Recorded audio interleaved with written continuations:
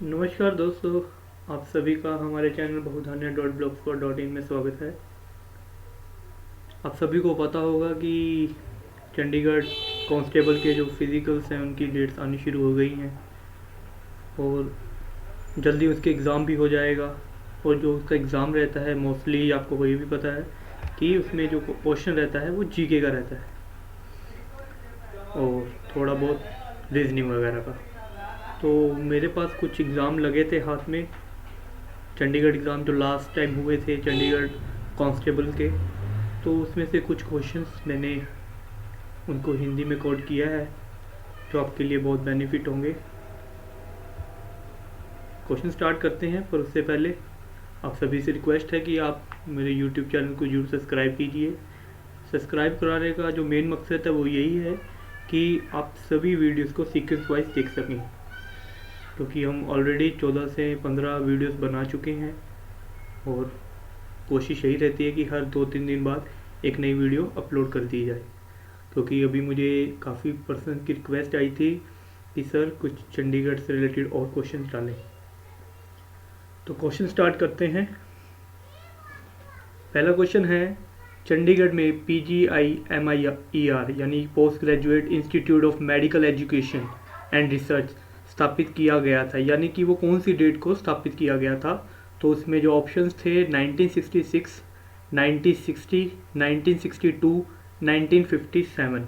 तो जो PGI है, जिसको हम PGI के नाम से भी जानते हैं, जवाहरलाल नेहरू जी के नाम पे इसका नाम रखा गया है, क्योंकि इसकी जो इसको इस्टेब्लिश किया था वो जवाहरलाल नेहरू जी द्वारा किया गया है।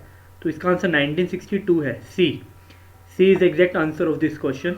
1962 में PGI की स्थापना की गई थी। सेकंड क्वेश्चन पे चलते हैं। फर्स्ट क्वेश्चन 0 से स्टार्ट है मेरी नंबरिंग।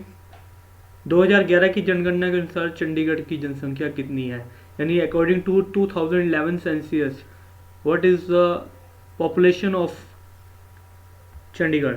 तो ऑप्शन थे 10.55 लाख यानी कि 10,55,000 अप्रोक्सीमेट, 12.55 लाख, 11.55 लाख, 14.55 लाख। तो इसका आंसर है 10.55 लाख वहाँ की जनसंख्या है 2011 के अनुसार। सेकंड क्वेश्चन पे चलते हैं। पुडुचेरी में वर्तमान मुख्यमंत्री कौन है। जो पुडुचेरी है ये भी एक यूनियन टेरिटरी है, आप सभी को पता होगा, पर ये विधानसभा की सीट के लिए यहाँ से नियुक्त किए जाते हैं, क्योंकि जो चंडीगढ़ है ये यूनियन टेरिटरी तो है, पर इसमें आपको पता होगा जो इसके जो राजभार संभालता है वो गवर्नर संभालता है। अगर आप मेरी पिछली वीडियो देखोगे चंडीगढ़ वाली पार्ट फर्स्ट में, तो इसके बारे में आपको इस क्वेश्चन के बारे में ज़्यादा डिटेल मिल सकती है। तो ऑप्शन देखते हैं क्या है। पी षणमंगम, पिनाराड विजयन, वी नारायण स्वामी, सिद्धार्थ रमे। तो हम इन चारों क्वेश्चनों का DNA करते हैं। तो देखते हैं, जो पहला ऑप्शन है वो है पी षणमंगम। तो ये पुडुचेरी के मुख्यमंत्री तो रहे हैं, पर भूतपूर्व है, यानी कि एट प्रेजेंट ये नहीं है। पिनाराड विजयन ये करंटली केरल के CM हैं, पिनाराड विजयन जी। और इसका जो आंसर है वो C है, वी नारायण स्वामी पुडुचेरी के इस समय CM है। और D जो है सिद्धार्थ में, ये ऑप्शन को यहाँ इसलिए डाला गया, ये लास्ट पेपर में नहीं था, ये क्वेश्चन को मैंने इसलिए डाला क्योंकि आपको पता होगा जो कावेरी कॉन्स्पिरेसी चल रहा है, कावेरी नदी के ऊपर काफ़ी ज़्यादा पिछले 3-4 महीने पहले काफ़ी विवादों में रही थी। तो कर्नाटक और हैदराबाद का उससे काफ़ी रिलेशन, तमिलनाडु से काफ़ी रिलेशन था, तो इसलिए ये ऑप्शन मैंने डाला था। सिद्धार्थ में जो हैं वो कर्नाटक के मुख्यमंत्री हैं, CM हैं। तो प्लीज़ इसका आंसर C है, वी नारायण स्वामी पुडुचेरी के वर्तमान मुख्यमंत्री हैं। नेक्स्ट क्वेश्चन चलते हैं, थर्ड। इनमें से कौन सी नदी का उद्गम स्थान भारत से नहीं है। रावी नदी, व्यास नदी, सतलज नदी, चेनाब नदी। तो जो रावी नदी है, रावी नदी का उद्गम स्थान भारत से ही है। ये जो है हिमाचल प्रदेश से चंबा डिस्ट्रिक्ट से निकलती है रावी नदी, तो ये इसका आंसर नहीं हो सकता क्योंकि इसका उद्गम भारत से है, ओरिजिन भारत से है। व्यास नदी इसका भी भारत से ही है, क्योंकि जो ब्यास नदी है वो रोहतांग पास से निकलती है, यानी इसका भी जो रिलेशन है वो हिमाचल प्रदेश से है। उसके बाद चेनाब नदी है जो, वो भी कहीं ना कहीं भारत से ही निकलती है, बारालाछा पास से निकलती है वो। और जो सतलुज नदी है उसका उद्गम स्थान भारत से नहीं है। इसका आंसर सी है। मैं आप सभी को बता दूं, 3 नदियां ऐसी हैं जो भारत में आती हैं, मगर उनका जो ओरिजिन है, जो उनका उद्गम है, वो भारत में नहीं है।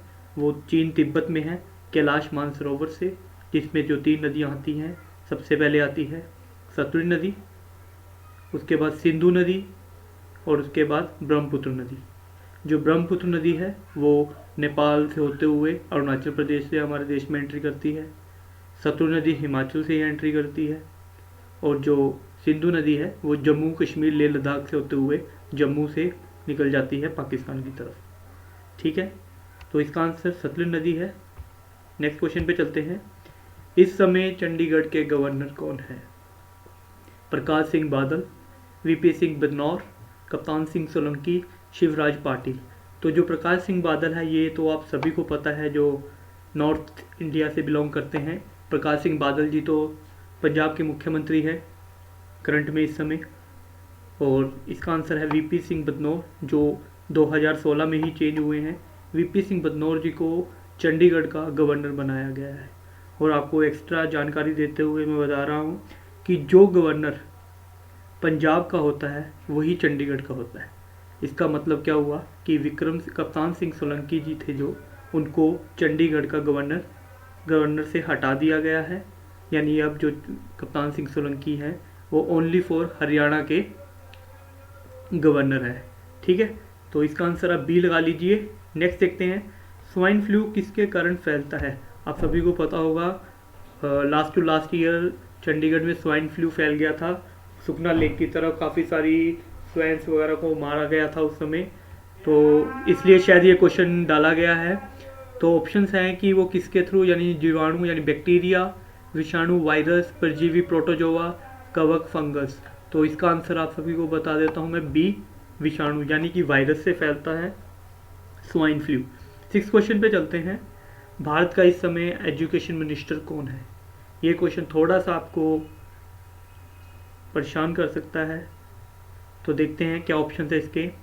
अमित शाह, एम वेंकैया नायडू, स्मृति ईरानी, प्रकाश जावड़ेकर। तो देखिए, जो अमित शाह जी हैं वो बीजेपी सरकार के प्रेसिडेंट हैं। वो किसी भी मुख्यमंत्री या प्रधानमंत्री या किसी भी मंत्रिमंडल के मेंबर नहीं हैं, वो जस्ट ओनली फॉर इस पार्टी के प्रेसिडेंट हैं। ठीक है, तो एम वेंकैया नायडू देखते हैं। एम वेंकैया नायडू जी हैं वो अर्बन मंत्री हैं, अर्बन डेवलपमेंट मंत्री हैं, तो वो भी इसके आंसर नहीं है। स्मृति ईरानी पहले मानव संसाधन मंत्री थी, पर उनको अब कपड़ा मंत्री बना दिया गया है, तो ये भी इसका आंसर नहीं है। प्रकाश जावड़ेकर जिस टाइम मानव संसाधन मंत्री है, जो मानव संसाधन मंत्री होता है वो ही इस समय हमारे देश का शिक्षा मंत्री है। तो प्रकाश जावड़ेकर जी को, अगर ऑप्शन में आपको ये दिखे प्रकाश जावड़ेकर जी, तो आप इस पर टिक कर सकते हैं। 7वें क्वेश्चन पे चलते हैं। राजा सांसी एयरपोर्ट किस शहर में है? अहमदाबाद में, अमृतसर में, लुधियाना में, चंडीगढ़ में। तो देखते हैं, अहमदाबाद इसका आंसर नहीं हो सकता। राजा सांसी एयरपोर्ट का अहमदाबाद एयरपोर्ट से कोई लेना देना नहीं है, क्योंकि जो अहमदाबाद में है वहाँ सरदार पटेल के नाम से है, क्योंकि वल्लभ भाई पटेल जी गुजरात से बिलोंग करते थे, तो उन्हीं के नाम से वहाँ पे एयरपोर्ट बना हुआ है। लुधियाना में किसी भी प्रकार का एयरपोर्ट नहीं है जो कि पैसेंजर से रिलेटेड हो। चंडीगढ़ में एयरपोर्ट है, पर वो ऐसा एयरपोर्ट है कि उसका कोई नाम नहीं है अभी तक। तो इसका जो आंसर है वो अमृतसर है। अमृतसर में जो इंटरनेशनल एयरपोर्ट है वो राजा सांसी एयरपोर्ट के नाम से जाना जाता है। बी इसका आंसर है। नेक्स्ट क्वेश्चन पर चलते हैं। 8th क्वेश्चन, सिख धर्म के संस्थापक कौन है? ऑप्शन थे गुरु गोविंद सिंह जी, गुरु अर्जुन देव जी, गुरु नानक देव जी, गुरु तेग बहादुर जी।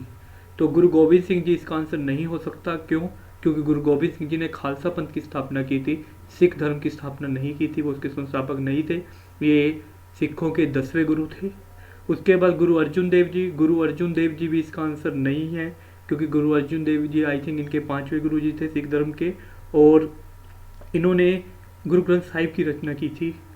इसके बाद गुरु नानक देव जी, हाँ जी, गुरु नानक देव जी इसका एग्जैक्ट आंसर है, क्योंकि गुरु नानक देव जी सिख धर्म के पहले गुरु थे। उसके बाद गुरु तेग बहादुर जी, ये भी इसका आंसर नहीं है, डी इसका आंसर नहीं है। ये गुरु गोबिंद सिंह जी के पिताजी थे, गुरु तेग बहादुर जी, जिनको शीशगंज गुरुद्वारे यानी चांदनी चौक के पास औरंगजेब जी द्वारा इनकी हत्या करवा दी गई थी।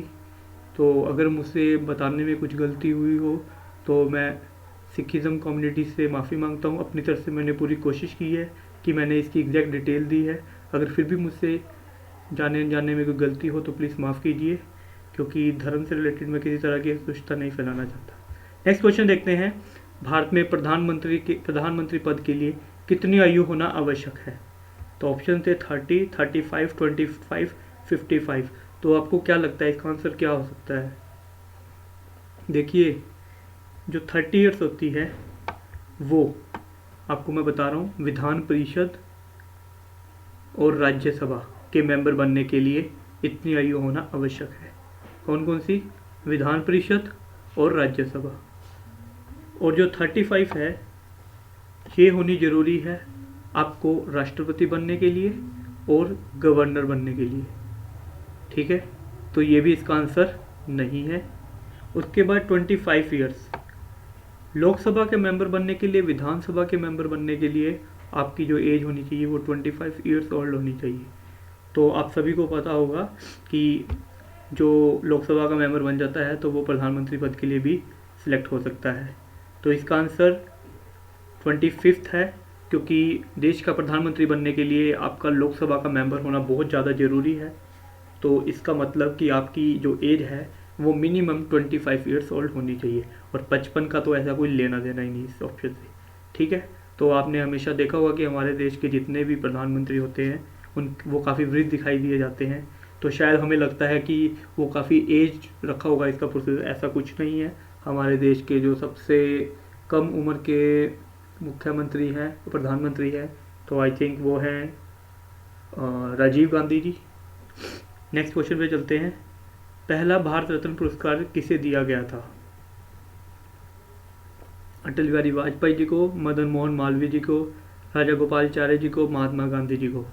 तो ए और बी, जो अटल बिहारी वाजपेयी और मदन मोहन मालवीय जी हैं, इनको तो 2015 में ही दिया गया है, भारत रत्न से नवाजा गया है इनको। तो ये तो इनके आंसर नहीं है, इसका आंसर सी है। राधा गोपालाचारी जी को दिया गया था सबसे पहला भारत रत्न पुरस्कार। उसके बाद मेल एड्रेस का सही रूप क्या है? तो ऑप्शन थे बहुधान्या.com, बहुधान्या.blogspot.com, salesweb.info, abc@gmail.com। तो अगर हम अपनी कोई मेल आईडी बनाते हैं तो उसका जो सही रूपांतरण है वो ये है। आप किसी में भी बना सकते हैं। आपका नाम होता है abct@yahoo.com, gmail.com, यानी कोई भी आप जो भी यूज़ कर रहे हो मेल के लिए प्रोसीजर, उसमें ऐसे उसकी प्रॉपर डायरेक्शन होती है। नेक्स्ट क्वेश्चन पे चलते हैं। 12th question. पंचायती राज को संविधान के किस संविधान संशोधन के अनुसार जोड़ा गया था? तो ये बड़ा इंपॉर्टेंट क्वेश्चन रहता है, पेपर में रिपीट एंड रिपीट होता है। ये हमारी 11वीं अनुसूची के अनुसार 73वें संविधान संशोधन में पंचायती राज को कुछ शक्तियाँ दी गई हैं, उससे रिलेटेड है। तो ये क्वेश्चन हर एग्ज़ाम में रिपीट होता है, क्योंकि आप सभी को पता है भारत एक कृषि प्रधान देश है, तो ग्रामीण से काफ़ी जुड़ाव रहता है। नेक्स्ट क्वेश्चन देखते हैं। स्वच्छ भारत अभियान प्रधानमंत्री द्वारा कब शुरू किया गया? तो 1 अक्टूबर 2014 को, 1 नवंबर 2014 को, 2 अक्टूबर 2014 को, 2 नवंबर 2014 को। आप सभी को पता है महात्मा गांधी जी के जन्मदिन के उपलक्ष्य में स्वच्छ भारत अभियान स्टार्ट किया गया था। तो 2014 में इनकी सरकार आई थी और 2 अक्टूबर 2014 को ही इसकी घोषणा की गई थी कि स्वच्छ भारत अभियान स्टार्ट किया जाए और 2019 तक देश को साफ किया जाए। नेक्स्ट क्वेश्चन देखते हैं। ग्रेट हिमालयन नेशनल पार्क कहाँ पर है? The Great Himalayan National Park Arunachal Pradesh, Jammu Kashmir, Uttarakhand, Himachal Pradesh. तो जो ये है ये हिमाचल प्रदेश में है। हिमाचल प्रदेश इसका सही आंसर है, डी इसका आंसर है। नेक्स्ट क्वेश्चन पर चलते हैं, लास्ट क्वेश्चन। चंडीगढ़ पुलिस के पहले प्रमुख थे, इनमें से चंडीगढ़ पुलिस के पहले प्रमुख कौन थे? तो ऑप्शन थे श्री वी लालकृष्ण कालिया, श्री तेजेंद्र सिंह लोथरा, वी सिन्हा, विजय कुमार भरवा।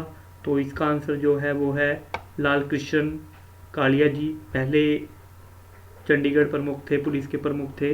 तो ये कुछ क्वेश्चन थे जो मैं आपके सामने रखे हैं। मैं उम्मीद करता हूँ कि आपको ये क्वेश्चन काफ़ी अच्छे लगे होंगे और मेरी आगे आने वाली वीडियोस में भी आपको ऐसे ही कुछ अच्छे अच्छे क्वेश्चन मिलेंगे। अगर आपको ये वीडियोस अच्छी लगी तो प्लीज़ कमेंट ज़रूर कीजिए। और हाँ, ठंड बहुत ज़्यादा है, अपना ध्यान रखिए। अभी के लिए इतना ही है, धन्यवाद।